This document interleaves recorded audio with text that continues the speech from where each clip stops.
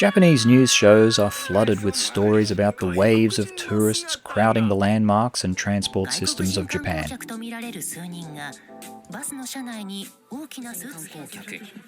And with all that tourism comes the inevitable arrival of the unemployed GoPro owner. I mean, content creator. And since I am one, I checked out what the competition is up to. And boy, were they excited. So I'm so excited to try. I'm so excited. And I'm very excited. We were really excited about. Holding in my excitement from... All so excited. You're so excited. No. I'm excited for the toilet. Me too. Bad prostate. But anyway, a lot of them make some great stuff. But as I was watching these guys walk around Japan wide-eyed and smiling like they had just been let into the chocolate factory, I thought maybe I should introduce one of my favourite Japanese motorcycle-related YouTubers.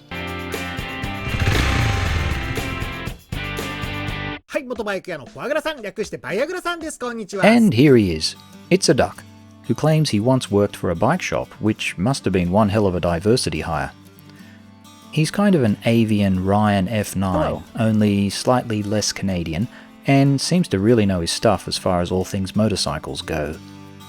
Which is how I discovered this. It's a Japanese glass coating that's easy to apply and supposedly lasts 10 years. It's only $30, so I thought, what the duck? I'll just grab a kit. You've probably heard the term glass coating before and may or may not know that we aren't actually talking about glass, but rather a liquid clear coating, usually made from silica, mostly, and it hardens on contact with air. To get it done professionally will usually cost around $300 to $400 US per bike.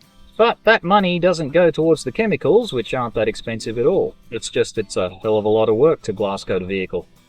Now if you've got a car, it's probably best left up to the pros because large surfaces are tricky. But for something like a bike, you could probably give it a go yourself, especially if it's a bike worth preserving.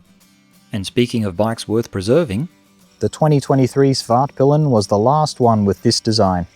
So who knows, maybe in a few years it'll be a collector's item. Unfortunately, it is a little susceptible to rust, especially on the spokes. Let's have a closer look at our duck-endorsed product.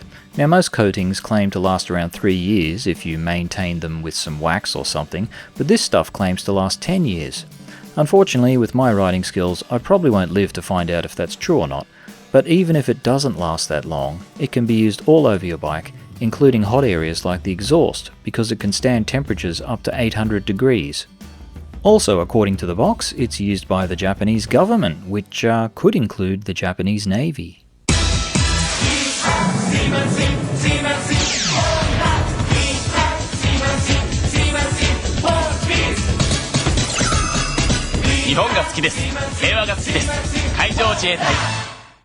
Now those guys really seem to know what they're doing. I, however, am not so sure I know what I'm doing, but luckily the box has an easy 1, 2, 3 step-by-step process, or 1, 2, 3 as they say in Japanese. Step number 1 is to get the bike very clean.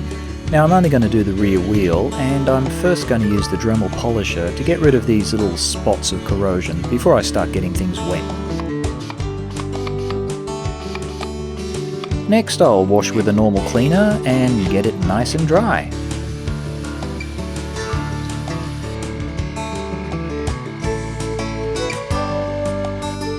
Finally, I'll use some silicone remover to make sure there isn't any residue from polish or anything.